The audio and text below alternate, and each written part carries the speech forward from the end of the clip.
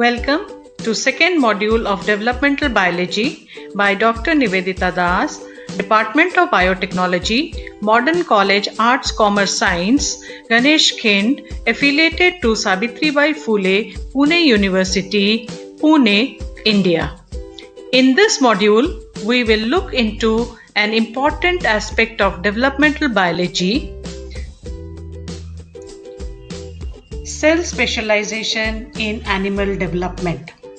To understand this, let's look into two important concepts, determination and differentiation. Now let's see what is determination and differentiation. Determination sets the fate of the cell, whereas differentiation is the process by which different types of cell arises. Now, to understand what is cell fate and what are the different potentials the cells have, let's see some important concepts.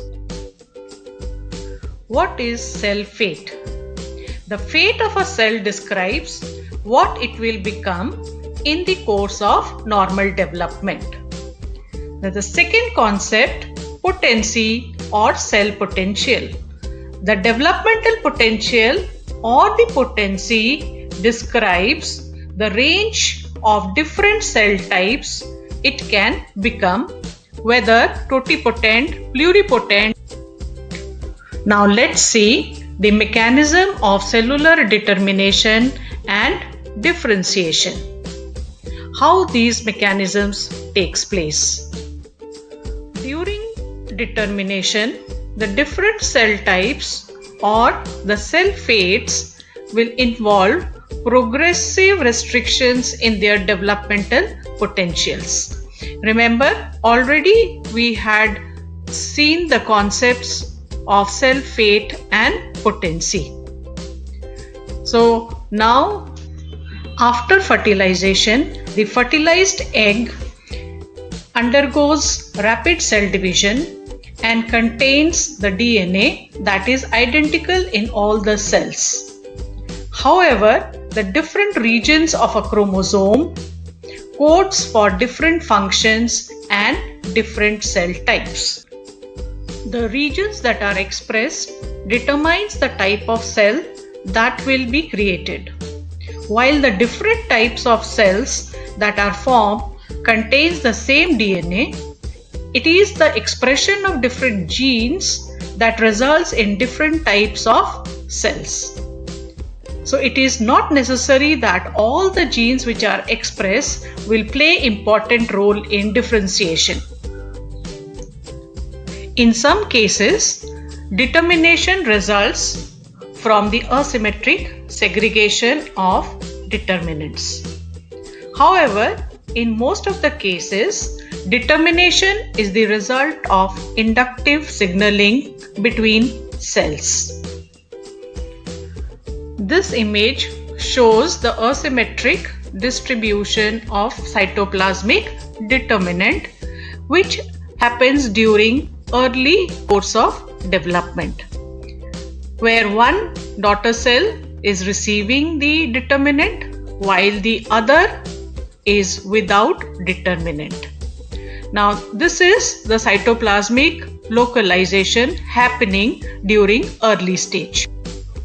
There are two mechanisms that will bring about the altered commitments in the different regions of the early developing embryo, which includes the cytoplasmic localization, or commonly called as cytoplasmic determinants, and second is induction. Now let's see what is cytoplasmic localization or determination. Cytoplasmic localization. This occurs during the earliest stage of embryo development. Here, the embryo divides without growth and undergoes cleavage divisions that produces blastomeres. Now, each of these cells inherit a given region of the cytoplasm of the original cell that may contain cytoplasmic determinants. We have seen how these cytoplasmic determinants get segregated in the earlier image, which has shown the distribution of the determinant in one daughter cell and the other one was devoid of the cytoplasmic determinant. Now these cytoplasmic determinants may contain mRNA or protein. Second mechanism is induction. In induction, a substance is secreted by one group of cells which causes changes in the development of another group of cells. There are many examples in development where an inductive signal from one group of cells influences the development of another group of cells. There are three ways in which the signals can be transferred between the cells. Let's see the three ways how the signal passes from one group to another group. In the first mechanism, a diffusible signal is sent through the extracellular space and is received by a cell surface receptor, which further transmits the signal by way of second messenger. In the second mechanism, it is the cell directly come in contact with each other through transmembrane proteins located on the cell surfaces. The third mechanism is through gap junctions, allowing the signal to pass directly from one cell to another cell.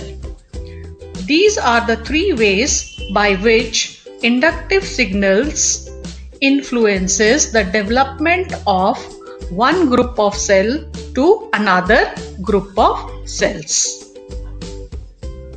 After understanding cytoplasmic determination, now let's move on to cellular differentiation, wherein a less specialized cell will become more and more specialized cell type.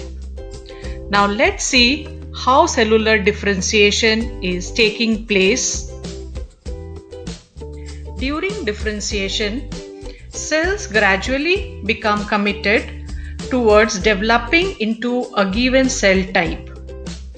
The state of commitment may be specification, which is a reversible type of commitment, and the second could be determination, which already we have seen in the previous slides, which is irreversible type of commitment. There are three general ways by which a cell can become more specified for a particular fate. The first one is autonomous specification, which already we have discussed under cytoplasmic localization or cytoplasmic determination. This normally happens in mosaic type of development, which we will discuss later on. The second is conditional specification. In this type of specification, cell extrinsic processes rely on the cues and the interactions between cells and concentration morphogen gradient. This type is normally seen during regulative development, where cell potency is greater than cell fate.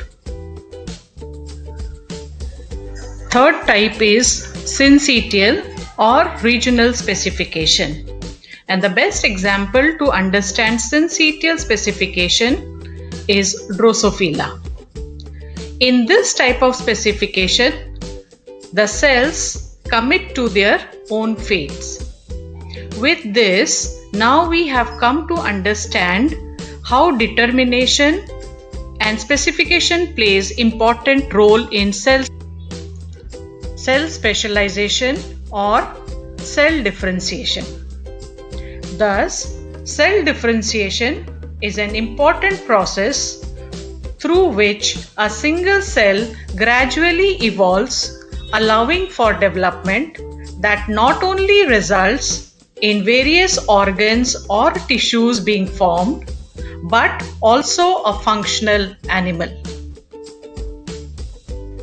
These are the references. With this, we come to the end of second module of developmental biology. In the next upcoming module, we will look into another fascinating aspect of developmental biology. Thank you for watching my video. Please do like, comment and subscribe to my channel. Thank you.